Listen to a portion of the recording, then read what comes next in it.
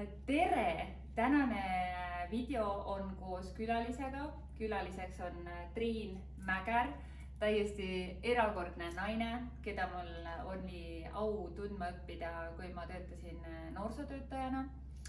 Ja Triinu ma kutsusin täna siia videosse sellepärast, et ta tegeleb väga ägedate asjadega. Ta aitab koolitada täiskasvanuid ja noori, on loonud stressijuhtimise kohta töövihiku ja eks Triin räägib veidi lähemalt ka endast, mis ta on, mida ta iga päev teeb, aga ma lihtsalt tahtsin, et see erakordne naine jagaks teile pisut sellist motivatsiooni, inspiratsiooni ja teadmisi ning praktilisi oskusi, kuidas toime tulla selliste ärevate olukordadega, kuidas tulla toime stressi all, pingega ja mida Triin selleks ise on igapäevaselt siis oma praktikateks võtnud, et selliseid olukordi ennetada või kui neid peaks juhtuma, kuidas siis nendega päriselt toime tulla.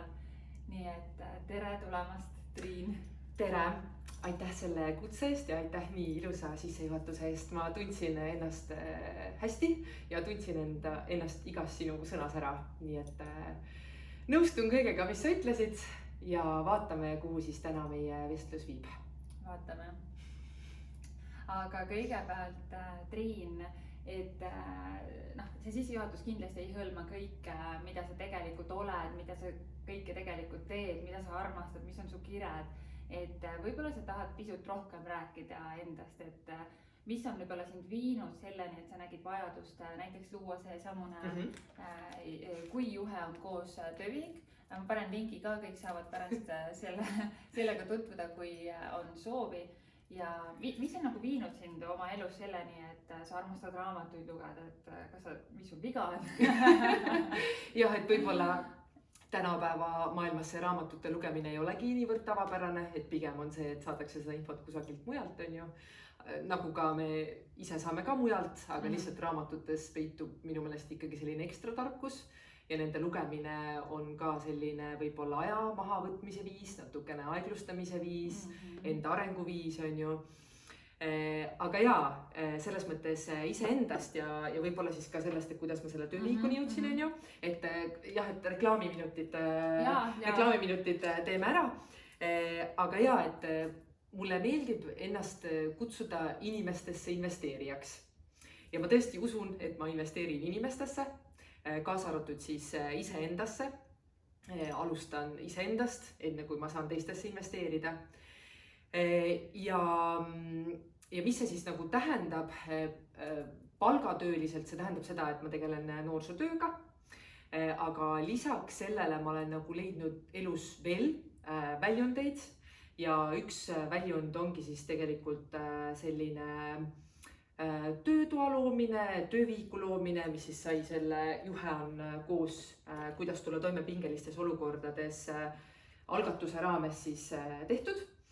Ja tegelikult selle sünnilugu on hoopiski niimoodi, et ma õppisin Pärnu kolledžis sotsiaaltööd, pärast seda siis õppisin ka Tartu Ülikoolis sotsiaaltööd, aga Pärnu kolledžiga ma olen ikkagi seotud veel selles mõttes 10 aastat hiljem lõpetamisest ja see on hästi äge ja Pärnu kolledžis oli Pärnu kolledžis oli avatud uste päev ja selle raames siis kutsuti mind kui Pärnu kolledži vilistlast sinna töötuba tegema ja anti selles mõttes vabad käed, et mis sa arvad, et kui põhilised ongi siis noored, kes gümnaasiumist tulevad, aga ka täiskasvanud, kes tahaks kolledžiga tutvuma tulla ja midagi enda jaoks saada, et mis võiks see teema nagu olla. Ja siis arutasime õppejõuga, kes mind kutsus, et mis see teema võiks olla. Ja tegelikult see teema tuli sealt poolt, et see võiks olla nagu midagi sellist, et kuidas tulla toime, kui ongi pingelised olukorrad õpingute vältel, ikka neid tuleb ette, et mida siis nagu teha, et sul on noortega suhtluse kogemus, täiskasvanutega suhtluse kogemus ja ka selline etteastete tegemise kogemus ja ka tegelikult selline enda hoidmise kogemus. Ja siis mõtlesimegi, et okei, et paneme selle kõik siis kokku. Ja ma olin selles mõttes nõus selle teemaga, ma kuidagi tundsin ennast selles ära ja siis ma sain selle teema võtta ja teha nii-öelda enda omaks.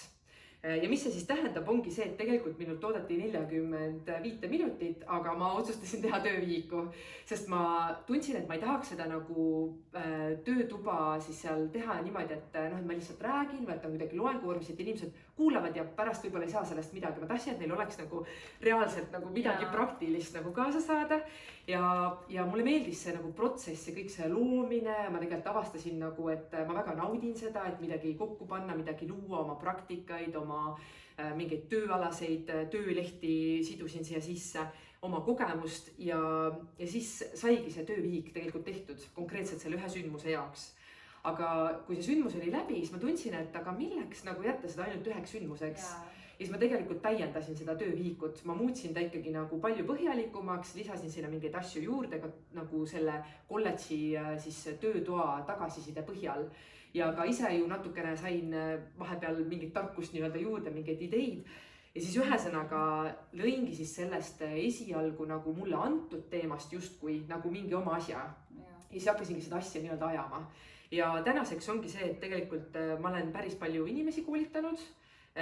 Ongi siis nii noori kui täiskasvanuid ja ongi olnud niimoodi, et on olnud individuaalsed kohtumised, aga siis kõige suurem grupp on olnud ka 50 inimest. Et selles mõttes üliäge, et selle töövihiku siis ja töötoa siis selline alguse lugu on see. Ja avas sulle tegelikult uue maailma justkui sellel määral, et kuidas sa nagu jõuad ise inimesteni ja saad neid toetada, sest et see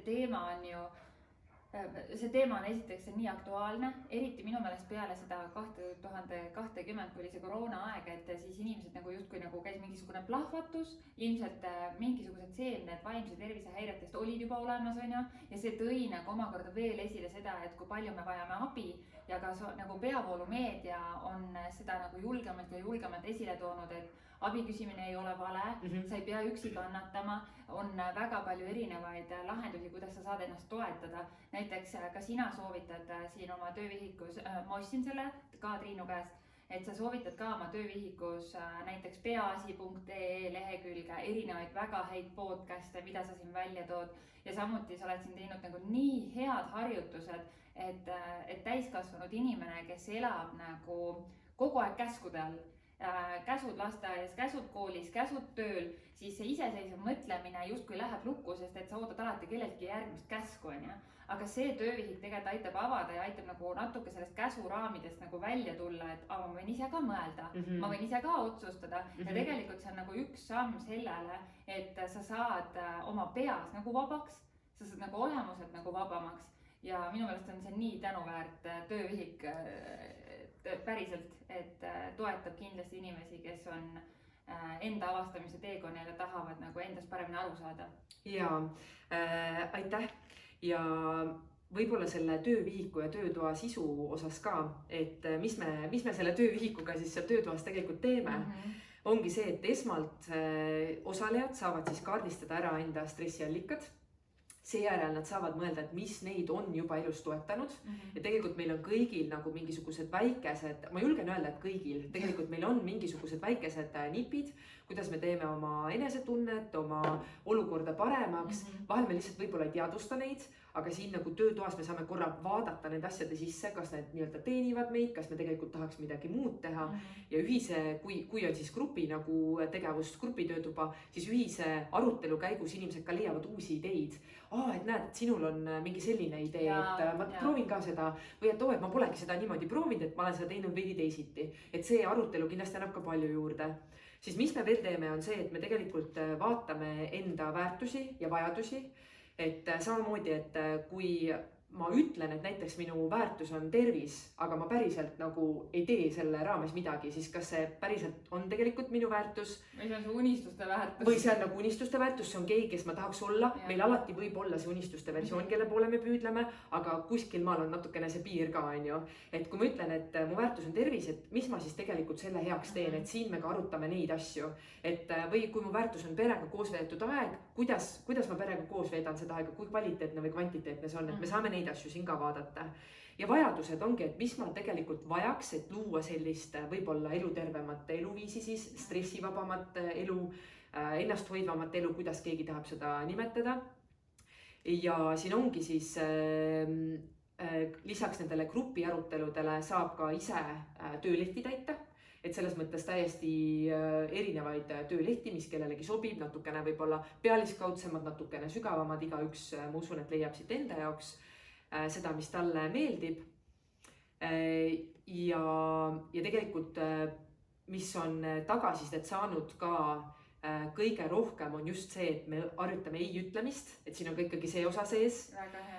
Ja võib-olla mitte see, et et me kõik justkui oskame seda ei öelda, aga kuidas sa päriselt kuidas sa moodustad selle lause, me isegi natuke koos vaatame neid lauseid, on ju, et kas sa pead seda ei ütlemist põhjendama või kui sa tahad seda põhjendada, kuidas sa seda teed, et see osa on ka siin sees ja tegelikult ja see on meil üles ehitatud veidi niimoodi, et inimesed saavad mõelda ka seda, et millele nad näiteks ütlevad jah, aga tegelikult nad ei taha öelda. Et mis on mingid kohustused meil muidugi on, et ma ei ütle oma töötoas, et ma ei tea, ütle kõigele ei või ütle kõigele jah, on ju, et kui me ütleme ju ka jah, et täna ma ütlesin jah sinu kutsele ja see on väga imeline, mis me siin teeme, on ju, aga pigem just see teadlikkus või see, et ma ei ärgita inimesi, et sa pead ütlema kõigele ei, vaid pigem, et sa teadlikult mõtleks need otsused läbi, millele ma ütlen ei, millele ma ütlen jah, miks ma seda teen, kas ma täidan mingisugust enda missiooni, kellegi teise oma ja vahel see on okei, et me täidame teiste missiooni, et kui meil on lapsed või partner või tööandja, siis me peame mingil määral ikkagi ka nende soove täitma, see on arusaadav, aga samas me saame alati mõelda, et kas me võtame need kõik asjad vastu, mis nad meilt küsivad või me mingi hetk ütleme, et stopp, et see on praegu ei, et ma pean midagi ära jätma näiteks siis, kui ma ütlen sellel asjal jah, ma pean millestki loobuma, et loobumisest me räägime ka ja võib-olla loobumine kui selline on võib-olla natukene, ma ütleks, et alaväärtustatud tegevus, et vahel me mõtleme, et loobumine on midagi sellist, et ma ebaõnnestusin või et ma ei saanud hakkama või et oi, et ma panin juba sinna nii palju aega, nüüd see kõik oli mõttetu. Et tegelikult me natuke selle töövihiku ja selle tegevuse käigus püüame ka seda ümber mõtestada. Tegelikult on väga mõistlik millestki loobuda, kui sa saad aru, et see ei teeni sinu huve. Sa lihtsalt jooksutad tühja, sa vastumeelsed, sul on paha, raske, sa ei saa õhtul magama jääda, sest sa tead, et homme sa pead jälle seda tegema, on ju. Et see on lihtsalt, kui jah, see on üli hea koht, mis sa teed, sest et kas sa paned siis piiri siia ja hoiad seda ülejäänud aega ja energiat, mida sa sellesse projekti näiteks paneksid, on ju, või siis sa tõmbad siin kriipsu, et okei, ma loobusin sellest, ma võtan kõik õppetunnid endaga kaasa ja alustan millegiga või puhkan või teen midagi, mis praegu on minu parimaks. Just, et loobumine võib olla väga eluterve, väga ennast hoidev, et mitte siis nii-öelda karta loobumist ja meil on tihti see hirm, et me jääme millestki ilma või inimesed arvavad meist jube kehvasti, kui me millestki loobume, aga üldiselt see on teaduslikult tõestatud, et need hirmud on üldiselt alusetud, et inimesed palju mõistvamalt suhtuvad, nad on siuksed, et nad näevad, et sa kehtestad ennast, et sa oskad öelda ei või et sa loobusid sellest, et võib-olla ma teeks ka seda, et pigem inimesed saavad inspiratsiooni sellest. Täpselt ja näiteks Steve Jobski ju loobus enda õppekavast, mis tal oli ette nähtud, mis ta arvas, et on tema jaoks. Läks siis seda õppima, sai aru, et see pole üldse tema jaoks ja hakkas valikainetena õppima lihtsalt kalligraafiat ja seda asja, mis teda päriselt köitis ja huvitas. Ja vaata, kuhu see teda välja viis ja kuidas see muutis maailma, on ju. Et kui ta oleks seda edasi teinud, võib-olla meil ei oleks täna kõike neid ägedaid asju, mida tema on just siia maailma loonud, on ju. Ja töövihiku lõpetuseks, et siin on ka selline väike praktiline tegevusplaan, et kuidas siis ikkagi hoida oma juhtmeid sirgena, ehk siis püüda ennetada seda, et nad ei jookseks üldse kokku, ei läheks krussi, on ju, kui metafooriliselt rääkida, et see on ka siin. Ja ka selline enda üks väike test on ka, et natuke saadki testida, et kas sa oled siis see, kes nii-öelda jookseb orav rattas ja tegelikult sa oled see, kes natukene aeglustab ja ütleb, et stopp, et mõtlen enne, kui midagi teen. Et siis töövihiku osas see ja töövihik on selline, et seda saab täita iseseisvalt, selles mõttes, et saab ka tellida ainult selle, me võime seda teha individuaalselt, kahekesi, mina juhendan või siis ka sõpruskonnale, töökollektiivile, noorte seltskonnale, et tegelikult ausalt öeldes vanus ei ole piiratud, et kõige noorem, kellega ma olen seda töövihikut teinud, on 8-aastane ja kõige vanem, ma arvan, et 50, et selles mõttes täiesti ma kujundan iga kohtumise, iga osalejaga just talle vastavaks. Ja sinul on, lihtsalt ma korra räägin sellest koolitaja taustast ka, et sinul on olemas siis noorsootöötaja kutse, kas sul on 8. tase kõige kõrgem? Noorsootöötaja kutse 7 see on kõige kõrgem. Kõige kõrgem on 7 ja see tähendabki seda, et sul on täielik nagu ka tunnistus selle kohta, et sa oled pädev olema koolitama, tegema sellistel teemadel töötubasid, et sul on kõik need nii-öelda ette seatud normid täidetud ja ületatud. Ja tegelikult lisaks sellele, et mul on see noorsootöötaja tase 7, mis siis tõesti nagu annab selle nii-öelda loa nagu koolitada täiskasvanuid, luua seda ruumi nii-öelda on ju, et mitte siis ainult noortele, vaid ka täiskasvanutele. Lisaks sellele ma olen tegelikult läbinud ka Erasmus+ rahvusvahelise koolituse, koolitajate koolituse, et ka see on selline, mis on kindlasti andnud head tööriistad, just selle oskuse tegeleda ka endaga, et kui ma olengi seal teiste ees, et kuidas seal ennast nii-öelda võib-olla juhtida, ennast kontrollida, et kõik need pädevused on olemas ja kindlasti töökäigus õpitu, elus õpitu, ülikoolis õpitu, et kõik annab nagu juurde selle, et ma saaks nagu jagada teistele seda, mida ma olen ise õppinud ja praktiseerinud. Aitäh, Triin, see on tõesti väga hea töövihik ja kes tunneb selle vastu rohkem huvi, siis kus me selle saame? Selleks jagame linki. Jagame linki, et Triinu lingi siis paneme kõik siia alla, kes tahab sellega lähemalt tutvuda. Aitäh selle eest, aga kindlasti, et sellest videost oleks hästi palju kasu. Kuidas siis päriselt tegeleda sellega, et su juhtudel läheks krussi? Kui peaks ütlema nii, et mis on nagu see esikolmik asi, mida teha näiteks, et ütleme, et ma teen tööd, mis mulle ei meeldi, ma ei saa õhtuti magada, süda peksab, nagu ma ei suuda enda mõtteid peatada ja kõik maailm on nõme. Mida need esimesed sammud endast hõlmaksid, aga ma märkan, et ma olen näiteks selles olukorras ja nagu, mida ma nüüd edasi pean tegema? Tegelikult ongi, ma julgeks öelda, et esimene asi on see teadvustamine, mida sa juba tegelikult tõid oma näites välja, et kui ma saan aru, et mul on tegelikult kehvasti, kas see on ühes valdkonnas elus või see on rohkemates või ma lihtsalt kuidagi enda sees tunnen rahulolematust, teadvustada seda, püüda sõnastada see probleem, ehk siis see murekoht, et milles mul ikkagi on kehvasti, miks ma tunnen ennast nii, nagu ma tunnen. Ja kui see esimene samm on tehtud, siis mõelda, et kuidas edasi. Kas mul on endal need tööriistad, millega ennast aidata? Kas siis ongi näiteks loobumine millestki, vestlemine oma juhiga, partneriga, oleneb milles see probleem nagu seisneb on ju. Või minek võib-olla spetsialisti juurde, psühholoog või mõni teine vaimse tervise spetsialist, et küsida sealt seda tuge. Et see on nagu see järgmine samm, et esimene teadvustada, sõnastada see probleem, teine siis vaadata, et kuidas ma tegelikult saan ennast toetada, esmalt kõige lihtsamalt nii-öelda. Kas oleks ka selles olukorras näiteks lihtsalt esimesena küsida haiguslehte? Jaa, töövõimetusleht igatahes on ju, et võib-olla ongi, et ma vaimselt ei tunne ennast hästi, see võib ka avalduda ju füüsilises kehas, et lõpuks see stress, kõik vaegused, haigus võib tulla on ju, et aga ka vaimne tervis, et muidugi võib võtta töövõimetuslehe, võtta veidi aega maha, mõeldagi, et mis ja kuidas edasi.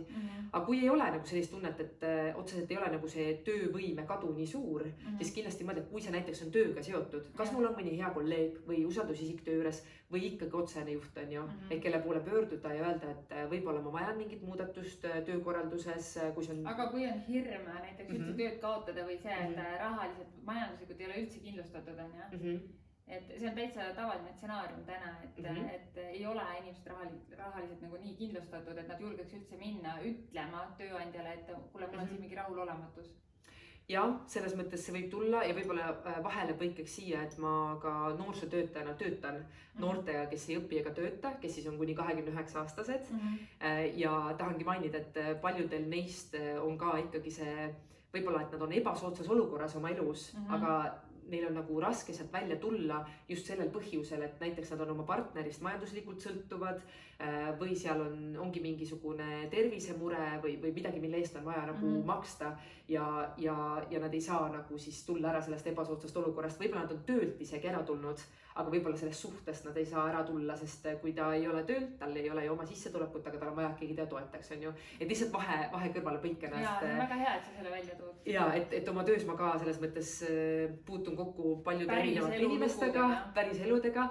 Ja sinu küsimused oli see, et kui on see hirm, siis pöörduda tööandja poole, on ju, et on see hirm siis majanduslikult mitte toime tulla, on ju. Just, et kui tööandja ütlebki, et aga siis ma võtan teise, et kui meie töö on selline võta või jäta, on ju, et kui sa oled sellise valiku ees, et kuidas siis nagu tervest mõistusest lähtuvalt teha siis need nagu õiged sammud. Ega siis ongi natukene ikkagi vaadata sinna sisse ka niimoodi jällegi, et kui tööandja ütleb mulle nii, kas tegelikult on ikkagi see tööandja, kelle juures ma tahan töötada, minul kohe esmalt see tuluke nagu põlema, et ma mõtlen, et ei tahaks, et kummaltki poolt oleks ähvardus, on ju, et inimene, kes on endaga pauksis, et ta nüüd ähvardab, et vot kui nüüd töötingimused ei muutu, ma lähen ära, et see ei ole ka päris õige. Või siis see, et tööandja ütleb, et aga siis head aega vaata, et tegelikult peaks ikkagi koos leidma selle lahenduse, on ju. Et võib-olla see on hirmus, aga kui on vähegi toetav juht, siis tegelikult võib-olla mõeldakse koos midagi välja. Kas või koormuse vähendamine, et sissetulek jääb, see jääb võib-olla, ta on väiksem, on ju, aga võib-olla ajutiselt. Et ikkagi kaaluda mingeid selliseid variante, et jah, et võib-olla mitte kohe öeldagi, et nii uksed on kõik sulgunud ja ma lähen nüüd ära. Või siis kui tundubki, et tegelikult tööandja ei mõista seda ja ei toeta, et sul on vaja oma tervist toetada, siis võib-olla tasubki hakata lihtsalt vaatama ringi, et mis võimalusi nagu veel on. Ja võib-olla siis esmalt mitte minna nagu lahkumisavaldusega, vaid kõrvalt vaadata samal ajal siis midagi muud, et mitte sülitada vanasse kaevu enne, kui sul on uus kaev olemas. Et mitte rutata ja võib-olla teha nagu emotsioonide põhjal neid otsuseid, me oleme inimesed, me oleme emotsionaalsed, aga samas kui see emotsioon natukene nagu lahtub, ehk siis kui me teadvustame, sõnastame selle probleemi, siis me suudame ka veidi ratsionaalsemalt mõelda. Ja see on väga hea see probleemi sõnastamine, tegelikult see on nii lihtne ja ma arvan, et sõnastamine mitte ainult peas, vaid paberil, nii et sa näed seda ja tegelikult see annab veel ülevaate ka sellest, et kas see probleem on päriselt nii suur, kui ta on siin või paberi peal ta nagu läheb veidi väiksemaks nagu on ju. Jah, et võib-olla kui kirjutadki üles, hakkad juba võib-olla ka nagu nägema neid lahendusteid rohkem, et tegelikult see mõte läheb nagu jooksma, on ju. Et ongi, et kui see probleem on sõnastatud, siis vaat sa küsisid 3 sammu, on ju, siis tegelikult see 3. võib-olla ongi siis mõelda välja, et miks ma seda muutust tahan. No see on väga hea. Mida see muutus tegelikult mulle siis annab, miks see on minu jaoks vajalik? See on tegelikult see sama teenuse disain, millest me kõik räägime. Me saame ka iseenda nagu elu disainida, et miks ma tegelikult tahan seda olukorda muuta, et mida siis teha teisiti ja me ei pea teadma täpselt, mida teha teisiti või mida teha paremini, selleks meil ongi coach'id, selleks meil on ka ju näiteks karjäärinõustaja. Ma mõtlengi praegu, et ka see küsimus, et kui ma olen näiteks tööl, aga ma saan aru, et võib-olla tahaks teha mingisugust karjäärimuutust või seda töökohta vahetada, see ei sobi mulle, siis karjäärinõustaja Töötukassas tasuta teenus, sa võid sinna minna, kui sa oled töötav, kui sa ei tööta, on ju, et see on võib-olla üks kõige jällegi nagu lihtsam kättesaadavam, et kui ongi mure selle majandusliku olukorra pärast, et mul võib-olla ei ole raha, et võtta mingi coach'i või superviisorit, okei, aga karjäärinõustamine näiteks on ju, et mõeldagi nagu need sammud läbi. Ja ma armastan seda, et sa tõid välja seda, et mida sa üldse tahad, et okei, sa oled praegu rahul olematu, aga kas sa oled selle peale mõelnud, et mida sa tahad ja tegelikult mida sa tahad on üldse üks nagu kõige olulisem küsimus, mida endalt küsida, sest muutust ei saa tulla, kui me ei tea, kuhu suunas nüüd oma fookus panna, on ju. Ja samamoodi, kui sa oled omadega hädas ja sa oled nagu kannatad selle stressi ja selle kõige all, on ju, siis mitte korraks, me teame kõik seda, et kuhu sa fookuse paned, see kasvab, on ju, see on lihtsalt teadus ja kui sa ei hakka fookus panema lahendustele ja keskendud probleemidele, siis probleemide hulk aina kuhjeneb, aga ja meie mõistus, meil on selline süsteem siin ajus nagu RAS-filtersüsteem ja see on Reticular Activation System, on ju, ja kõik sisse tulev info tuleb meil vana baasi põhjal, mis on meie uskumused, uskumus ei ole mitte midagi muud kui üks kestev mõte, mida sa oled uskuma jäänud. Ka uskumus on lihtsalt mõte ja meie saame ju oma mõtteid valida, kontrollida ja suunata, eks. Ja kõik nagu, mis me sisse võtame, kõik filmid, mida me vaatame, sõbrad, kellega me ennast ümbritseme, on ju. Ja kui nemad ainult räägivad ja sisendavad, et sa ei ole keegi, sa ei saa hakkama, igal pool on kaos, vägivald, mingisugune hirmu valitsus, on ju, siis sa näedki seda, sest et sinu süsteem on harjunud selle infoga ja sellepärast on nii oluline hakata vahepeal teisiti küsima. Ma ei tea, minna teist teed pidi koju, märgata nagu mingisugust muutust, kui sa tahad seda enda ellu luua, on ju. Et see on tegelikult, see on lihtsalt puhas teadus seal taga ja sellest, kui me saame sellest aru, et meie tarbitav keskkond mõjutab meid nii väga, siis me saame ka hakata nagu mingit muutust selles osas tegema. ja see viib jälle esimese sammu juurde, et lihtsalt märgata, märka, teadvusta, on ju. Just, ja mulle meeldis, et sa tõid selle uskumuste teema tegelikult, et sa ütlesid, sa defineerisid selle nii ilusti, et see on mingi mõte. Uskumus on lihtsalt üks mõte, mida me oleme uskuma jäänud, aga ta on lihtsalt nii kaua meil uskuma jäänud, et me oleme kuidagi nagu programmeerinud ennast seda nagu uskuma, et nüüd see ongi meie tõde, on ju. Et mulle väga meeldis see ja see natukene läheb jälle selle nagu loobumise teemaga ka kokku. Ühesõnaga, meil on nagu teatud mõtetest, teatud käitumustest, teatud harjumustest keeruline loobuda, sellepärast et me seostame neid oma identiteediga. Ja uskumused on ju hästi seotud nagu identiteediga, on ju. Ja ma praegu mõtlen, kuhu selle jutuga tahtsin jõuda. Mul oli tegelikult mingi point. No küll tuleb, selles mõttes, et meil ongi raske loobuda oma osast, mingisugused identiteedi osast, kui see meil uskumus on meile osaks saanud, siis nagu väga raske on selles nagu ümber programmeerida ennast, et just, aga see ongi see, et ma tegelikult tahtsin jõudagi vist sinna, et meil kõigil on mingid erinevad rollid, millega me nagu oma identiteeti siis kirjeldame.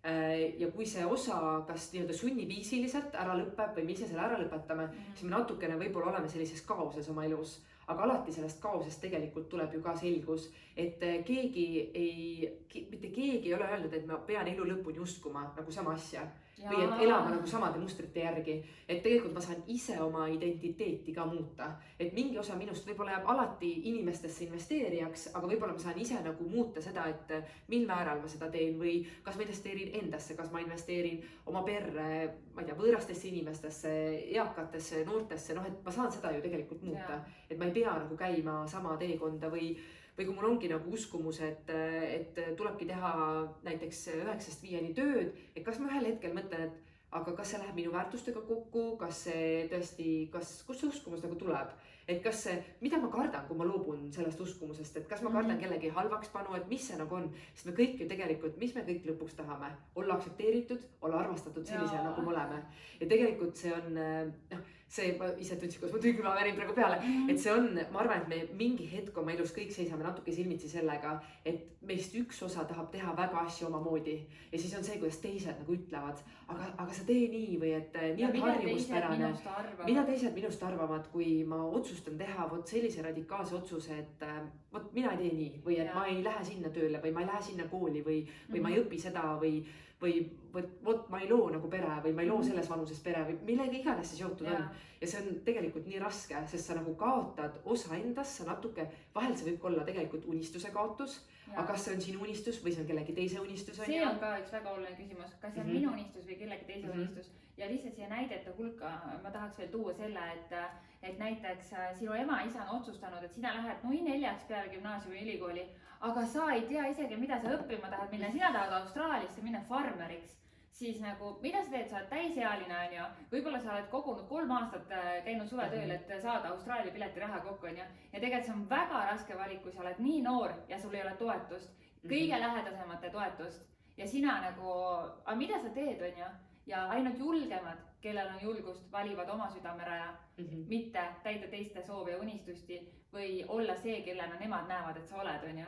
Just. Ja see on nagu, kui midagi inimestele anda, siis tegelikult eelkõige julgust, kui saaks inimestesse investeerijana nagu midagi anda, siis tegelikult see julgus on niivõrd suur asi, et julgus minna vastuvoolu, julgus järgneda oma unistustele, julgus teha ühiskonna normidest teisiti, julgus küsida küsimusi, et kas see, mis mulle on õpetatud, on minu tänane tõde, kas see on minu parimaks või see on lihtsalt mingi vana uskumus, mis on meile põlvkondadest nagu peale pandud, sisse surutud ja me oleme selle omaks võtnud. Kahtlemata, kas see on tegelikult see, mida ma tahan.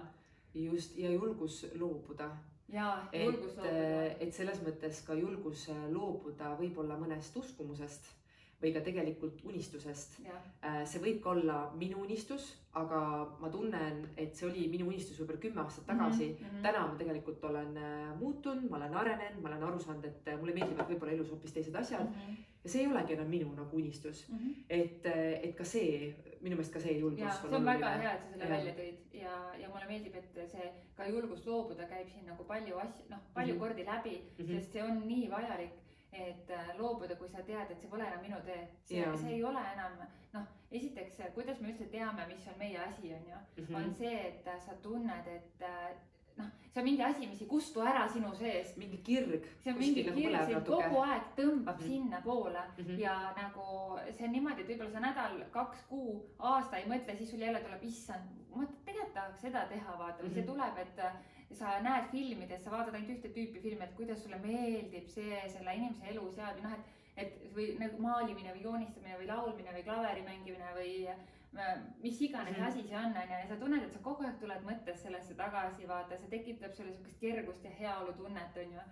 Ja mulle meeldis, et sa tõid välja selle kerguse, ma just mõtlesin, ma ei tea nagu kuidas teil on, aga selles mõttes, et ma ise mõtlen, et kui ma olen ikkagi nagu soovinud midagi, nimetame seda kas sooviks, unistuseks, eesmärgiks, et üldiselt me saame aru, et see on nagu midagi, mille poole me püüdleme, midagi, mis tundub meile oluline. Ja ma olen nagu aru saanud, et kui mul ongi nagu mingi soov, mõte, eriti kui ma kuidagi seda visualiseerin, kes siis armastab joonistada, kujundada, kes kirjutab, kes võib-olla jagab kellegagi, aga kuidagi ma nagu saadan selle mõtte nagu universumisse, siis tegelikult hakkavad ikkagi need märgid nagu vaikselt tulema. Ja minu meelest siin on ka natuke vaja seda südametarkust, ma julgeks öelda, et nagu märgata neid märke, on ju, et vahel me võib-olla ignoreerime neid, mõni läheb mööda, see on ka okei nagu, aga teinekord nad nagu tulevad erinevas vormis meie juurde tagasi. Ja mulle tundub ka, et tegelikult need asjad, mis on justkui nagu sobivad meile või mida me ise nagu oleme oma ellu tegelikult loonud või kutsunud, nad nagu jäävad alles, nad tulevad nagu erinevate märkide kaudu meieni. Ma toon tegelikult selle töövihikuga ühe näite veel. Ma mõtlesin, ma arvan, 2-3 aastat, ma olin nagu pidevalt siuke, et ma tahaks nagu teenida lisatulu. Et sellest tõenäoliselt hakati rääkima sotsiaalmeedias rohkem, et tänapäeval see on nagu hästi finantsvabadus, kõik on hästi kuidagi populaarne. Ja mul oli ka nagu mõte, et tegelikult mul on andeid, mul on nagu oskusi. Ma tahaks nagu lisaks palgatööle nagu midagi veel. Aga ma olen nagu natukene ikkagi ka mugav inimene. Mul tegelikult meeldib mugavus. Selles mõttes, et ma arvan, et mugavust peab ka elus olema. Muidugi muutused sünnivad siis, kui me natuke astume üle selle mugavustsooni. Ma olen ka väga ebamugavas olukorras olnud, ja see on mind väga kasvatanud. Aga mingi hetk, kui sa nagu tunned, et sul ongi see kergus, sa oled nagu leidnud või saavutanud mingid oma asjad, siis tegelikult on nagu mugav ka selles olla. Ja ma ei mõtle mugavust nagu, et sa muutud kuidagi lodevaks, vaid pigem mugav, sa tunned ennast nii hästi selles, mida sa teed. See on see, mida ma praegu mugavuse all mõtlen. Ja oligi nagu see, et ma nagu tundsin ka, et ma ei tahaks nagu ülipalju nagu vaeva näha, aga ma tahaks nagu leida midagi, mida nagu veel teha. Ja tegelikult see tööviik nagu tuligi. Selles mõttes, et tõesti ma nägin ikkagi nagu mitmeid päevi vaeva, et seda nagu koostada. Aga ma olin kuidagi nagu nii pühendunud sellesse ja see ei tundunud, et see on hull lisatöö või lisategevus. See ei tundunud nagu see töö, raske tööna, mida me töö all oleme nagu harjumuspärast mõelnud või tõlgendanud. Et see tuli pigem kergusega. Just, et see oli nagu oma projekt. Ma teen seda, millal ma tahan, ma teen seda, kui palju ma tahan, on ju. Ja tegelikult ongi, et ma ei ütleks, et ma seda nagu hullu pööra reklaamin. Muidugi ma natukene ikkagi nagu viin selle inimestele, kuidas nad muidu seda nagu teada saavad, on ju. Aga kuidagi nagu ma tahakski öelda, et nagu need inimesed, kes on seda vajanud, nad on minuni nagu jõudnud. Ja see on minu meelest ka nagu näide sellest ja siis ma mõtlesingi, et tegelikult see on ju täitunud unistus. Täielikult täitunud unistus. Et nagu lihtsalt niimoodi tuligi. Ja vaata, kuidas see juhtus. Sina lihtsalt mõtlesid, et sa tahaks luua mingisugust lisasissetuleku allikat ja siis kolledž kutsus sind. Just. Ja nagu sina andsid märgu ja siis see tuli algallikasse sinuni tagasi. Just. Ja ma ütlesin jah, on ju. Ma mõtlesin selle läbi, ma ütlesin sellele jah. Ma nägin sellest nagu kasu endale, ma nägin sellest kasu teistele inimestele, nagu ühiskonnale, on ju. Ja siis ma nägin sealt ju pärast seda kolledži nagu töötuba, ma nägin ju sellest veel suuremat kasu ja mul hakkas loovus nii hästi tööle. Minu jaoks üks märk see ka, et ma saan aru, et ma olen õigel teel, on see, kui mul loovus täiega töötab. Nagu mul tekivad ideed ja kõik ideed minu arvates ei pea saama nagu reaalsuseks, vahel lihtsalt nendega mõnus nagu mängida. Ja las nad olla seal pea sees ja mingi hetk võib-olla panedki nad mingisse vormi, aga mõni idee, las ta minna, on ju, et ta lihtsalt nagu aitas kaasa mingile muutusele või mingile protsessile. Et see ka, et see kergus, võib-olla see loovus ja see ka, et sa nagu hakkad nägema, et tegelikult need on need märgid või sa nagu tunned ära, et issand, aga see ongi ju see täitunud unistus. Ja ta mingil määral tuli minuni lihtsalt, aga tegelikult samas ma nägin ka vaeva, on ju, aga kuidagi nagu mõnusalt vaeva, nagu mugavalt vaeva, võtaks kuidagi niimoodi öelda. Ja ma tean, ma ei saa mitte kunagi öelda, et ma olen täpselt seda sama teekonda läbi käinud, mida sina, aga väga sarnast, et see töövihik, enesearengu töövihik, mille mina tegin esimene töövihik, sündis samamoodi, et mind kutsuti siis lasterikaste perede liidule nagu seda töötuba tegema ja siis ma mõtlesin, et mind tööd toetab sellel hetkel töövihik ja ma mõtlesin, mida neil kõige enim vaja oleks. Ma küsisin sellelt, kes mind kutsus ja siis see sai niimoodi loodud, et ma tõesti panin selle, ma tegin tunde sellega nagu tööd, aga ma ei tundnud, et ma teeks tööd. Ja see tuli nii kergusest ja ma lihtsalt kirjutasin, sest info lihtsalt tuli. Mulle meeldis kõik see visuaalid, need kujundused, kõik asjad. Ja nüüd tänaseks ma olen seda täiendanud, seal on veel rohkem väga nagu täpselt nagu sina, et sa tulid hiljem tagasi selle juurde ja täiendasid ja täpselt nagu mina, et samamoodi ma täiendasin ja tegin selle veel paremaks ja täna ma tunnengi, et see on nagu inimesele, kes on kimpus võib-olla või ta ei näe seda tegelikult, kes ta on sisimas, et ta on katnud ennast nende ühiskonna hallide kihtidega, et siis ta jõuab selleni, kes ta on, seal puudutab ka nagu stressijuhtimist, aga väga palju enesearmastust, eneseväärtustamist ja kõike seda, mida tegelikult iga inimene tahab kogeda, nagu sa ütlesid, me tahame olla armastatud, aktsepteeritud ja nagu, et me oleme vastu võetud sellena, kes me tegelikult oleme, et me ei pea nagu maske peale panema, kui me läheme nagu erinevatesse ruumidesse, on ju. Et ma täiesti suhestud. Ja suhestub väga hästi, sest see on nii tore, et see on nagu siuke sarnane osa, vaata, kuidas see tuli. Nii äge ja selles mõttes, et sa ütlesid ka, et sa oled täiendanud on ja mina mainisin ka, et ma olen täiendanud. Ma tegelikult juba ise ootan ka nagu 3. trükki, see on praegu nii-öelda teine, sest mul on nagu enda kodus üks see nii-öelda nagu enda see töövihik, kus mul on nagu pärast igat seda mingi kohtumist kellegiga, pärast igat nagu töötuba, ma teen vaata märkmeid ja mul ongi see, et mul on nagu, ma juba tean, mida ma veel tahaks nagu täiustada. Ja vaata, see ongi see, et elu ju kogu aeg, me ise kogu aeg muutume, me saame kuskilt mingeid ideid, asju. Ja kuna mul on nii hea mõelda, et see on nagu minu looming, samamoodi tõenäoliselt sul on oma töövihik, see on sinu looming, sul on nagu vabad käed teha sellega tegelikult, mida sa soovid. Jaa, täielik vabadus. See tunne on ka mega hea nagu. Kui ma tahan, siis ma uuendan seda, kui ma ei taha, siis ma ei tee seda, on ju. Et kui ma soovin, ma võtan kellegi arvamust kuulda, kui ma ei soovi, ma ei võta, on ju. Et selles mõttes see on ka nii äge, et tulevad need uued ideed ja jällegi on see, et see on midagi, mis toetab mind ennast, sind ennast, samamoodi sinu tööviiguga, kui sa annad nagu oma selliseid teadmisi edasi, aga samas on ju ka see, mida just inimene saab võtta kaasa ja ta leiab sealt enda jaoks selle, mis on talle nagu vajalik. See on kõige, ma arvan, see on kõige suurem väärtus nende tööviikute juures, et võib-olla üks hetk ma vaatan ühte lehte ja ma vaatan, et see üldse ei kõneta mind, aga võib-olla 2 kuu pärast ma just vaatan, et kuule, mulle nagu meenus, et kas seal sinu tööviikus või minu tööviikus, seal oli mingi selline harjutus, mis ma tunnen, et võib-olla täna nagu teeniks mind ja siis ma võtan selle uuesti, on ju. Või et ma olen ka nagu töötoas osalejaid selles mõttes nagu innustanud, et kui sa teed täna selle harjutuse läbi ja vaatad, mis on need sinu stressiallikad, sa võid selle teha ju 6 aja pärast uuesti või 6 kuu pärast uuesti, et see jääb sulle, sodi, ma ei tea, tõsta ümber, tee, mis sa nagu soovid. Et selles mõttes mulle ka meeldib, kui inimesed ise on loovad sellega. Ja see on hästi-hästi hea tähelepanek, sest et töövihiku sisu on alati sama, raamatute, filmide, podcastide sisu on alati sama, aga kui sina loed midagi teist korda või vaatad teist korda, siis sa avastad seal infot, milleks sina sel ajal valmis ei olnud, sest sinu süsteemis ei olnud teadlikkust sellele infole veel ja siis sulle tundub, et vau, siin on nii palju uut, on ju. Noh, mina olen seda korduvalt kogenud, et ma ei tea, ilmselt sina ka, et kui sa midagi vaatad teist korda, siis sa nagu, kas oli ennem ka siin, kas ennem ka juhtus, vaata, et me oleme pime selle suhtes nagu, mida meil süsteemis ei ole omaks, üldse ei ole sees, on ju. Ja see on nii põnev teekond, selles mõttes, et põnev teekond iseenda sees, põnev on näha ka läbi, tõenäoliselt ka sinul on see kogemus läbi nende töötubade, kuidas inimesed nagu tärkavad, nagu neil tekib nagu mingi see, sa näed kohe, et nagu silmi tekib, taipamised nagu sära, ma ütlekski, et see sära seal silmis, nagu see sära tuleb silmi, ma ei olegi nagu mõelnud, et ma võiks seda nagu niimoodi mõtestada või sellest niimoodi mõelda, see on nii äge. See on nagu parim, kui keegi ütleb, et ma teen seda esimest korda või ma ei olegi nii või siis sa saad aru, et sellest oli kasu, ta sai midagi uut ja ta nagu tema teadvuse ruum nagu avardub, on ju. Ja selle võrra ka nagu meie enda teadvusruum kasvab, et samamoodi kui mõni osaleja on ka nagu öelnud midagi, et siis ma olen siuke, issand, et see mõte jälle on nii hea, et mina ei ole jälle nii mõelnud, on ju, et tegelikult see on ju vastastikune interaktsioon, peegeldus ja see on ka tegelikult noorsootöös, mis ma teen, et selles mõttes, et noored on nii nagu ehedad, nii ausad ja vahel on nii nagu kuidas öelda, nagu hämmastav või huvitav nagu näha, kuidas nende mõttemaailm töötab. Ja mulle täiega meeldib see. Ja kusjuures võib-olla kui korra selle noorsootöö ja nende tärkamiste peal nagu peatuda, siis ongi see, et mina nagu selles mõttes olen nagu pigem selline ühiskondlikult hästi nagu, kuidas öelda, oodatud rada käinud. Mis ma sellega mõtlen, ongi siis see, et ma läbisin gümnaasiumi, ma läksin kolledžisse, ma läksin magistrantuuri, ma käisin nagu haridustee järjest ära. Ja täna, nagu ma mainisin, on ju, ma töötan noortega, kes ei õpi ega tööta, kuni siis 29 aastastega, on ju.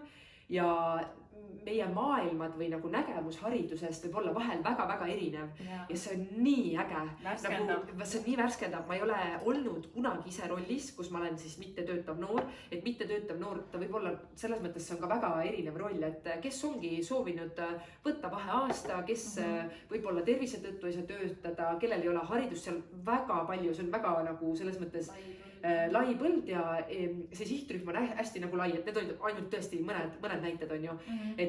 Aga mu mõte, kus ma tahan jõuda, ongi see, et teinekord see noor, kes ei tööta, tal on mingi oma nagu põhjendus selleks ja see on minu jaoks nii värskendav. Et muidugi me püüame talle leida seda eneseteostust ja seda väljendit on ju, et ta ei jääks kuskile nagu manduma, aga teinekord on nii huvitav kuulda, mida nad sooviks teha selle asemel, et töötada või just, et mida nad soovivad tööalaselt teha, aga näiteks võib-olla seda töökohta polegi veel ja siis neil on sellised ettevõtte ideed ja nagu kõik see on nii äge, et selline nagu näha noortes inimestes ka selliseid inspiratsioonipuhanguid, mis mind väga inspireerivad ja mõtlevad nagu, et vau, et kui ma olin sellises vanuses, ma ei osanud isegi mõelda nagu selle peale, et nii äge, et meil on nagu täna sellised noored inimesed, kes ka natukene nagu ujuvad vastuvoolu ja minu meelest see on hästi nagu värskendav, kuniks see on nagu ühiskonda ja ennast hoidav, ma ütleks niimoodi. Ja see on hästi sõnastatud. Ma lugesin alles hiljuti seda Aivar Halleri raamatut Ükskõiksus ja tema siis kirjutab seal seda, et see vanem generatsioon, seal täna siis need 60 pluss vanuses on ju, et nemad ei oska väga hästi raamidest välja mõelda ega iseseisvalt mõelda, sest nemad lihtsalt kasvasid üles sellisel ajajärgul, kus oma peaga mõtlemine oli nagu karistatav. Kui sa tegid midagi teistmoodi, siis see oli hirmu all on ju. Ja tänased noored ei tunne seda enam, et kui nemad mõtlevad teistmoodi, et nad peaks saama karistatud. Ehk siis nende tegevusel peab olema mõte või eesmärk. Väärtus täpselt, et seal peab olema midagi, miks ma seda teen. Ja sellepärast inimesed öeldakse nagu lumehelbekeste põlvkond on ja tegelikult nad ei ole lumehelbekesed, nad on inimesed, kes mõtlevad. Ma ei räägi muidugi kõigest, muidugi on suuri erandeid siia või sinnapoole on ju, aga see põlvkond, kes täna on siis need noored on ju, siis nad ei taha teha lihtsalt tööd raha pärast või nad ei taha minna kooli lihtsalt hariduse pärast, sest meil on näiteid rohkem kui küllaga, et ilma haridusteed lõpetamata et inimesed, kes ei ole omandanud kõrgharidust või mingit kutset, on täna miljonärid, on ettevõtete juhid, on muutuste loojad siin maailmas ja tavapäraselt see tavapärane on ka see, et tavaliselt need loovad veel kõige suuremaid muutusi, sest nad ei ole nagu kastistatud. Et see on ka selline huvitav koht noortega ja samamoodi kui mina tegin tänavatööd, kui palju ma kuulsin lugusid, kui palju ma kuulsin nende mõtteid, ideid ja meil olid ka need elukaardid on ju, elulisuse mängukaardid kaasas, kus oli siis küsimus ja vastus ja see oli ka väga värskendav, mis siis nagu sealt tuli vastu, et väga äge, et sihukest värskendavat perspektiivi tegelikult saab.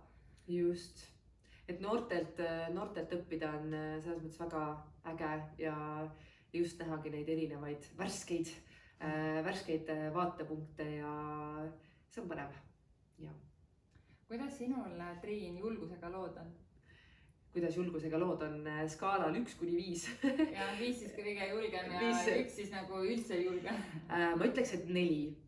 Et ma olen julguse skaalal 1-5, 4. Mingil määral ma tunnen, et ma olen julge inimene.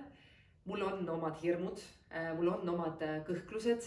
Mulle meeldib ka see mõte, see ei ole minu mõte, ma olen selle kuskilt laenanud endale, et enesekindlus ei ole see, kui sul ei ole ebakindlusi, vaid enesekindlus on see, kui sa ei lase juhtida ennast nendel ebakindlustel. Oi, kui hästi öeldud. Ja minu meelest see on nagu julgusega hästi kooskõlas.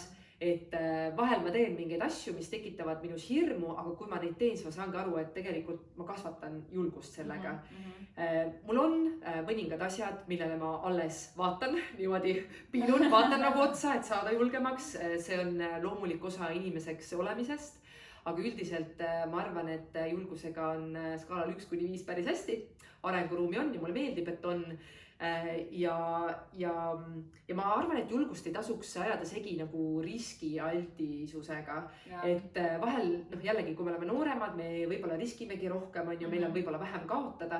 Et täna ma näen, et mul ei ole mõtet mingeid riske võtta. Ja minu meelest see, et ma julgen mõelda, et mul ei ole seda riski nagu võtta, on ka nagu, et mul ei ole vaja seda võtta, on ka nagu julgus, kui keerata see korra teistpidi. Et teinekord nagu mulle tundub, et mõeldakse, et riskimine on seotud nagu julgusega, et kui sa võtad selle riski vastu ja see ilmselgelt on seotud julgusega. Aga minu meelest ka see arusaamine, et mul ei ole vaja seda riski võtta. Sa pead teadma, mida see risk endast nagu kaasa võib tuua. Just, mis tagajärjed on. Jah, et natuke sellist riskianalüüsi teha. Aga kui sa oleks nagu ütleme nii, et see on su südamekutse ja sa pead nagu jõhkralt riskima näiteks The Secreti autor Rhonda Byrne oli 10 miljonit võlgades ja ta teadis, et ta peab riskima kogu oma varaga, et The Secret välja viia, sest et see oli tema südamekutse. Jumal tänatud, et ta seda tegi. Tänaseks on ta miljardär, on ju. Et tegelikult sellises olukorras inimene riskis kõigega, mis varaliselt tal oli, on ju. Et see riskimine on ka see, et see peab olema nagu, kas see risk on kooskõlas sinu missiooni, sinu hingeliste väärtustega, kas sa tunned, et kui sa seda riski ei võta, sa kahetsed oma surmatunnil seda, et sa seda ei võtnud, on ju, et mingid ekstreemsed nagu kaalutlused tuleb teha siin, on ju. Just. Et kas, või kas sa kahetsed seda 10 aasta pärast, 5 aasta pärast, 1 aasta pärast või mitte ja kui mitte, siis nagu pole mõtet. Mulle meeldis, et sa tõid need tegurid välja, et mida nagu mõelda selle riski võtmise all. Ja see on ka, seda saavad nagu teha inimesed, kes on jõudnud sellele eneseteadlikkuse tasandile, aga see on äge, et sa tõid selle välja. Ja tahtsin veel öelda, et mis nagu võib-olla peegeldab minu puhul julgust, on see, et vahel ma teen mingit asja, mis minule tundub hästi orgaaniline või loomulik või kuidagi üldse nagu mõtlegi sellele nagu, ja siis keegi ütleb, et vau, et sa tegid nagu sellise lükke, et minu meelest see on nii julge tegu. Ja ma olen natuke nagu pahviks löödud, ma olen nagu selline, et aitäh. Või et ma nagu, et see tundus mulle nii loomulik, et ma nagu ise ei klikitakski seda julguse alla. Et mulle tundub, et meil nagu erinevad need julguse skaalad ja see on täiega okei. Et seda ma olen ka nagu saanud oma elus mitmeid kordi, erinevate mingite otsuste vastuvõtmisel või mingisuguse muudatuse loomisel enda ellu, et vau, et see oli nagu nii julge samm, et mina poleks võib-olla teinud nii või mina poleks julgenud. Ja ma olen alati hästi tänulik selle tagasisideest, sest ma näen, et tegelikult ma panin need inimesed nagu natuke mõtlema või ma nagu inspireerisin neid. Ja nad nägid, et tegelikult saab ka nii teha, on ju. Ja juhtubki maailma lõpp. Ja juhtubki maailma lõpp, ja see on nagu äge nagu tagasiside, et natukene see annab endale ka midagi, et vaata, et tegelikult võib-olla inimesed nagu ka seda tõlgendavad julgusena. Et ma arvan, et see julguse skaala meil on erinev. Aga kuidas sul on julgusega?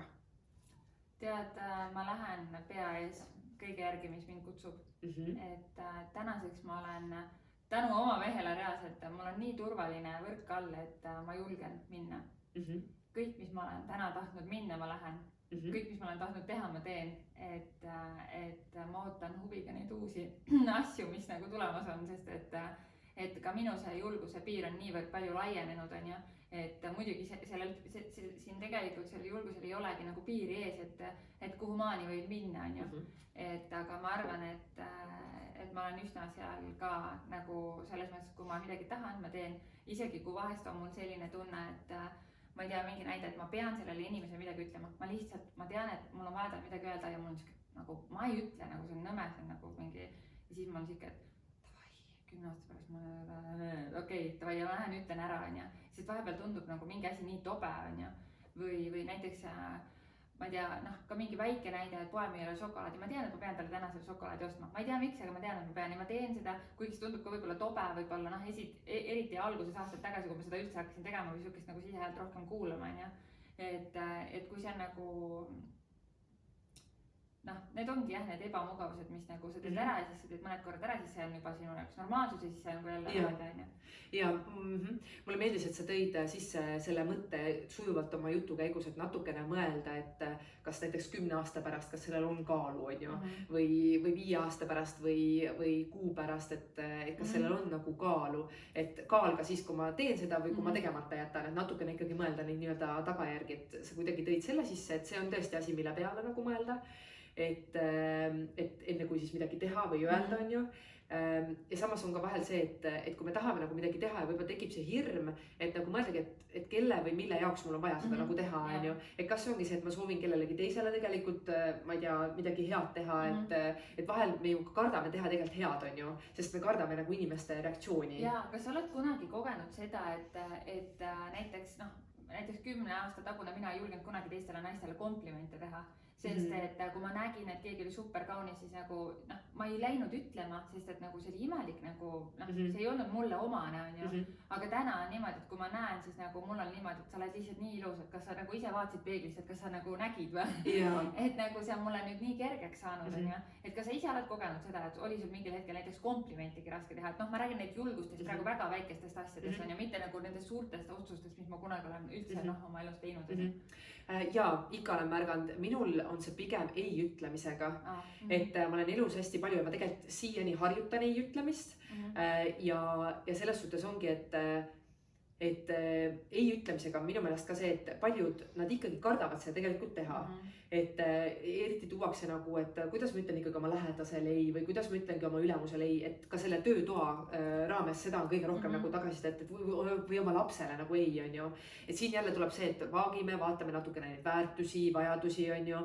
Ja siin on ka nagu see teema, et mis sa nagu selle ei ütlemise juures kõige rohkem kardad, et teiste reaktsiooni. See on see, et me ei saa seda kontrollida nagu. Me saame kontrollida seda, kuidas meie sõnastame midagi, kuidas meie tõlgendame, kuidas me enda eest nagu seisame, on ju. Et see on nagu üks asi, et võtame selle nagu hirmu maha, et mis iganes reaktsioon sealt tuleb, me tegelikult ei vastuta selle eest, me ei saa elus kõike nagu ette planeerida, on ju. Proovime nagu seda hirmu maandada. Ja ei ütlemisega on nagu seega, et seda on ebamugav teha, see on nii ebameeldiv, et mis siis, kui inimene nagu ei aktsepteeri seda eid, no siis sa saad teada, vaata, aga enne sa ei tea tegelikult, kui sa ei küsi, on ju, või sa ei ütle seda, on ju. Üldiselt tegelikult inimesed aktsepteerivad seda, ma julgen enda kogemusest nagu öelda. Ja see on see, et me jälle mõtleme need hirmud nagu suuremaks, siis tulebki see hirm ja see julgus kaob ära. Ja ongi see, et tegelikult siin on ka see, et sa mõtled seda kasu asja, et kas nagu see on ühesõnaga, ma mõtlen, kuidas see oligi, et lühiajaline nagu ebamugavus või siis pikaajaline nagu kergendus, et kumba sa tegelikult tahad. Inimesed on nagu siuksed, et tegelikult ikka nagu tahaks seda pikaajalist kergendust. Ehk siis, kui sa ütled nagu kellelegi ei, sa ütled millestki ära, sa loobud, ei soovi, muudad meelt, sul on ebamugav seda teha. Sul on võib-olla isegi väike süütunne, aga see on lühiajaline, see on võib-olla tunni aja pärast juba ära läinud. Okei, kui tunni aja pärast ei ole, võib-olla on õhtuks läinud, võib-olla on järgmiseks päevaks läinud, aga sa saad sellest pikaajalise kerguse. Sa tunned seda tunnet, et issand, ma seisin enda eest, ma seisin oma vajaduse eest. Näed, ei juhtudki, maailm ei saanudki otsa, ma ei läinudki tegelikult selle inimesega tülli, no nagu 10 inimesest võib-olla ühega tekib mingi konflikt, aga üldiselt tegelikult ei teki, seda inimesed nagu mõistavad. Ja sul on nii hea olla, sa mõtled, et vot, ja nüüd mul ongi aega tegelikult teha seda, mida ma päriselt tahan. Või mul ongi nagu, ma tundsin, et ma jäin oma fookusele kindlaks, et minu meelest nagu need asjad on ka nii olulised nagu selle julguse harjutamise juures või selle nende piiride nagu enda jaoks, nende piiride laiendamise juures, et see alguses tundub nii võõras, nii nagu see komplimendi tegemine, nagu see ei ütleme, see tundub võõras, see on ebamugav, see on kuidagi, ei ole mulle meeldiv ja ma pigem nagu tahaks põgeneda selle eest. Aga kui sa oled selle ära teinud, komplimendiga sama, sa teed teisele inimesele, sa saad ise sellest nii palju, sa näed, kui see inimene on siuke, et aitäh, vaata. Ja tegelikult tihti öeldakse vastu, et tegelikult sa oled ka nii ilus või et aitäh, et sa ütlesid nii ilusa komplimendi ja sul nagu endal on nii hea olla. Ja samamoodi selle ei ütlemisega ka, et inimesed võib-olla nagu, sa näed, et talle ei meeldi see, aga tegelikult nad aktsepteerivad üldiselt seda. Ja vahel mul on ka tuldud ütlema, et tegelikult nagu, ma nagu hindan seda, et sa ütlesid ei või et sa ütlesid sellest ära, et sa pani mind ka nagu mõtlema, et kas ma ütlen sellele jah või mitte, või et kas ma teen sarnases olukorras midagi teisiti. Et kui see on tegelikult, see on nagu enda jaoks, aga see on ju ka tegelikult teiste inimeste jaoks ja see ongi see inimestesse investeerimine väikeste sammude läbi. Et ikka on neid näiteid elust, jaa. Ja see on hästi-hästi hea ja samas see ka, et tegelikult kui sa tahad kõigile meeldida, siis sul on väga raske öelda ei. sest et Tõsi? see people pleaser on see, et jaa, muidugi ma tulen appi, jaa, ma teen, jaa, ma olen, jaa, mis ma hinnaga? aga siis sa oled ise ülekoormatud kohustuste all ja nagu, mida siis sina tahad ise teha, on ju. Et siia nagu jõuame jälle selle juurde tagasi, mida sa ise siis tahad, on ju. Ja see ei ütlemine on hästi-hästi oluline, sest ma tegin alles Instagramis küsimuse, et kas sul on kerge öelda ei ja väga palju sain vastuseid, et ei ole. Ja see näitabki seda, et see oli ainult nii väike ja valitud valim, on ju. Aga see näitab seda, et meie ümber on palju inimesi ja see on selline teema, mis tegelikult on aktuaalne ja seda tuleks nagu valgustada seda teemat, et see ei ütlemine, piiride seadmine on ennast hoidev tegevus tegelikult. Ja tegelikult see on ju kõige alus. Nagu tegelikult piiride seadmine on ka mõnes mõttes planeerimine, enda aja juhtimine ja ma ei mõtle aja juhtimist kui ainult nagu efektiivsuse mõõdikut. Ma pigem mõtlengi, et sul võib olla ka väga kvaliteetne aeg, kus sa lihtsalt oled. Mõtled oma mõtteid või vaatad oma mingit sarja, lihtsalt, ma ei tea, lahendad ristsõnu, on ju, et see on ka juba tegelikult millegi tegemine. Aga sa ei saa seda teha, kui sa pidevalt ütled teistele jah. Et see ristsõna lahendamine võib-olla ongi see, mis täidab sinu tassi, on ju. Ja tegelikult see kõik see piiride seadmine, ei ütleme, tegelikult see on nagu elu alus, see on nagu see, mis rajab mingi baasi sellele, kuidas sa üldse nagu toimetad igapäevaselt. Üldse nagu käitutakse, on ju. Kuidas sa lased endaga käituda, kuidas sa soovid nagu, et teised, kuidas sa soovid tegelikult ka inspireerida teisi või näidata teistele, et mis on mulle okei ja mis mul ei ole okei, on ju. Et muidugi jällegi vanuse kasvades inimese arengus meil on neid asju mingeid teha nagu lihtsam, kui me oleme veidi vanemad. Et nooremana võib-olla me ei tea kõiki neid suundi või võib-olla meil pole olnud neid eeskujusid, on ju, et see on ka nagu okei. See on sinu elukogemuse põhjal nii, aga on väga palju 50+ inimesi, kes ei julge öelda ikkagi ei. Nad on people pleaserid, nad ei väärtusta ennast. Ma tean, selliseid inimesi on ja see on lihtsalt nii suur väärtus, kui sa lõpuks mingis teatud vanuses nagu fact is shit, ma ei hooli nagu teiste arvamusest ja hakkad lõpuks ometi elama ise endale, on ju. Just, jäigi mainimata, et kindlasti ka see vanem generatsioon, kes ongi tegelikult hoopis teisel ajal üles kasvanud, on ju. Ja kõik see kastist välja mõtlemine, et see läheb sinna juurde. Kindlasti nagu kasvatab seda. Ja, muidugi. Aga lihtsalt jah, et näha nagu natukene neid teisi nurki ja tegelikult see on elu alus. See on selle alus, kuidas me ennast tunneme ja kuidas me nagu, ma ei tea, otsustame seda, mida me siis nagu loome oma ellu. Hästi, kuule, mida sa teed, kui sa oled vihane, ärritunud, närvis, kui sa tunned, et nagu sa oled nagu nii vihane? On sul üldse sellised olukordi, eksisteerib praegu ka või? Jaa, ikka selles mõttes, et ikka on hetki, kus nii-öelda siis kaan lendab pealt ära, on ju, siis ma olen selles tundes, et see on esmane asi, et ma olen ajas õppinud ennast pidurdama, see tähendab siis seda, et ma püüan nagu, aga see saab ka olla siis, kui natuke see ratsionaalne mõistus on tagasi tulnud. Sest esmane ongi see, et meie aju on ju üles ehitatud nii, et me märkame negatiivset, me reageerime millelegi, mis tekitab mis ärevust, hirmu, viha, me nagu paneme oma energia sinna.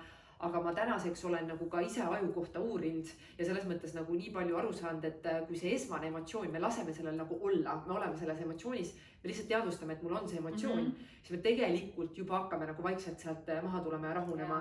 Ja muidugi rahunemiseks läheb tegelikult päris kaua aega, seda on ju ka uuritud, et tegelikult ma ei oska seda aega praegu täpselt öelda, ma ei hakka siin nagu suvalt ütlema, on ju, aga et tegelikult see, et me päriselt täielikult rahuneks, sellega läheb aega.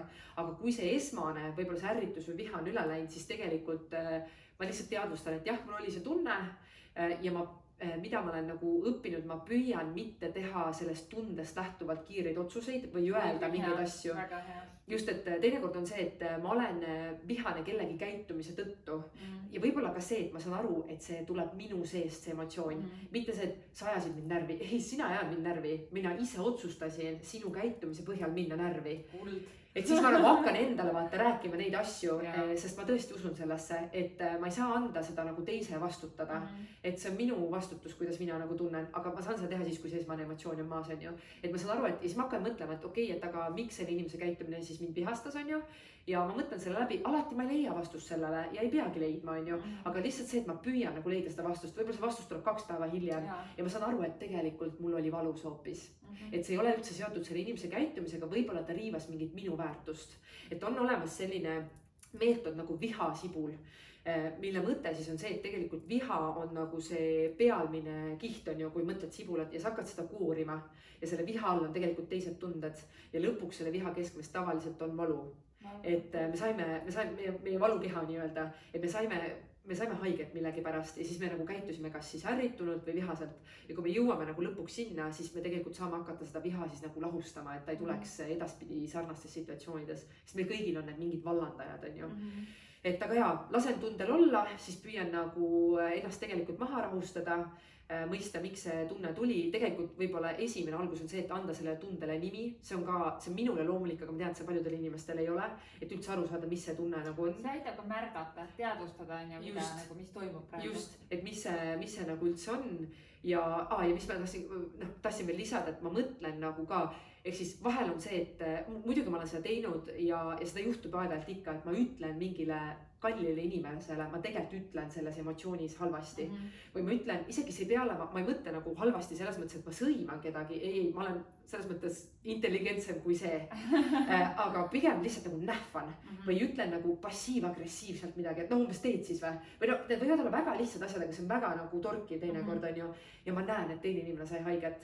Ja nagu see on tegelikult asi, mida ma ei taha teha. Ja ma palun vabandust, ma selles mõttes selgitan, ma võtan nagu vastutuse sellest, et see on ka see, mida ma teen. Ja see nõuab ka julgust. See nõuab alandlikkust. Et seda on vahel nagu hirmutav isegi teha, et ma nagu ise muutun ju ka haavatavaks siis. Ja teinekord mul võib-olla isegi tulevad pisarad, ma ei ole ju seda nagu planeerinud. Et ma ei tahagi, võib-olla see võib jätta nagu mulje, et see asi läheb nagu dramaatiliseks või midagi, tegelikult see on see, kes ma nagu olen. Et mul tuleb see emotsioon lihtsalt välja ja sellel on vaja välja tulla. Ja ma ei kritiseeri ennast selle eest või ma ei hoia ennast nagu selles mõttes. Ja see on jälle koht, kus ma ei pidurda ennast. Ja ma lasen endal olla nagu mina ise. Aga just pidurdus selles mõttes, et võtan nagu stopp, hinga enne, kui sa ütled või teed midagi. Vahel seda ikka juhtub, aga siis ma püüan neid nagu kahjusid likvideerida ja mitte hullemaks teha.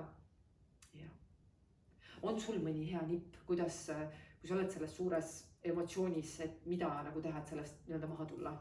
Ja enne kui ma lähen üldse enda juurde, siis nagu vau, mulle väga-väga meeldis, mis sa praegu rääkisid, ütlesid ja ma väga, vau, see oli väga hea.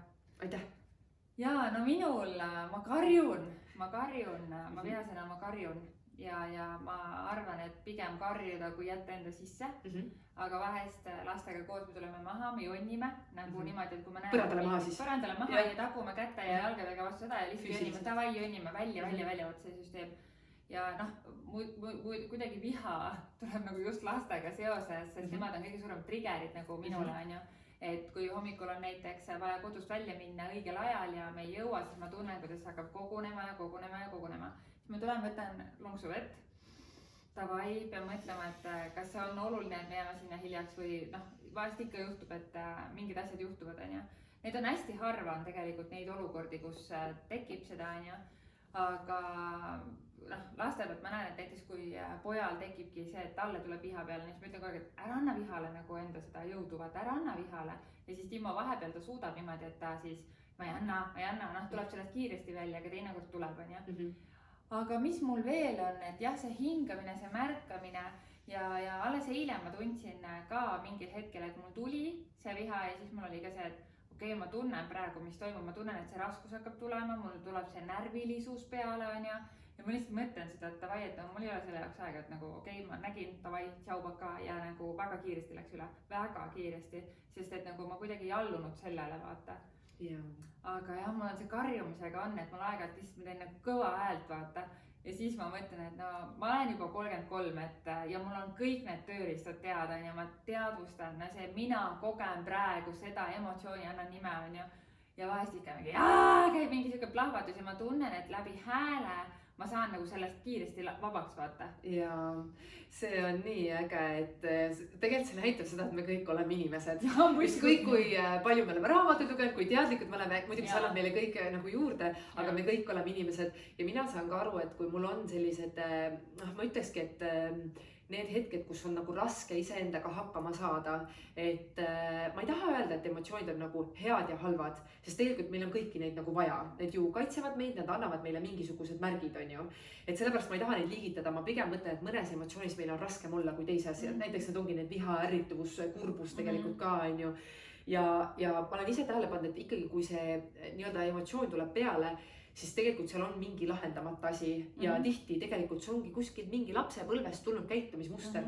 Et vot ma lapsepõlves tegin vot täpselt nii ja siis ma sain oma tahtmise, sest mu vanemad selles mõttes andsid oma parima ja nii nad oskasidki teha. Aga vot mina õppisin sellest, et vot nii ma saangi oma asju ja ma olen tähele pannud, et ma olen seda ka võtnud oma suhetesse nagu kaasa. Kas partnersuhetesse, võib-olla ka sõprussuhetesse on ju. Ja siis ma nagu ütlen, et stopp, täna ma olen nagu täiskasvanu, ma tegelikult oskan teistmoodi ka. Et see on jälle see natuke see äratundmise hetk. Alati see ei õnnestu 100%, see on okei, on ju, aga see, et me üldse nagu saame aru, et me saame teha teistmoodi, meil on täna teised tööriistad ka, on ju.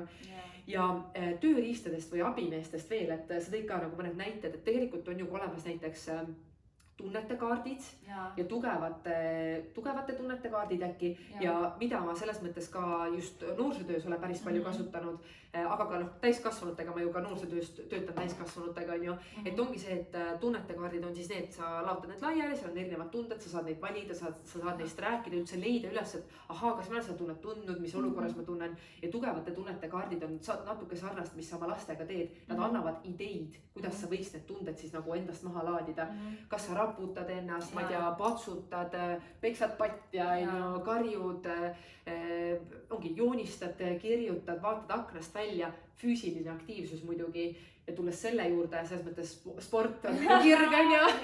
Ja lõpuks me jõudsime selleni, ma nagu mitte, et ma oleks seda oodanud, ma lihtsalt mõtlesin, et see on nii hea linkida, vaata, et sport on minu väga suur kirg, minu väga suur maandaja, väga suur enesehoiu siis nii-öelda tehnika, on ju. Ja ma olen tegelikult tähele pannud, et ma selles mõttes teen siis erinevat sporti ja üldiselt nagu mulle meeldib aktiivne eluviis, et kui vähegi võimalik ma jalutan, sõidan rattaga, jooksen, teen jõutrenni, mulle meeldivad joogapraktikad, et ühesõnaga olen katsetanud erinevaid asju ja mõnele rohkem siis truuks jäänud kui teisele, on ju. Aga selles mõttes, et ja ma üldse praegu ei pea silmas nagu seda saavutussporti, vaid ma mõtlen nagu seda emotsionaalset ja nagu füüsilist keha toetavat sporti.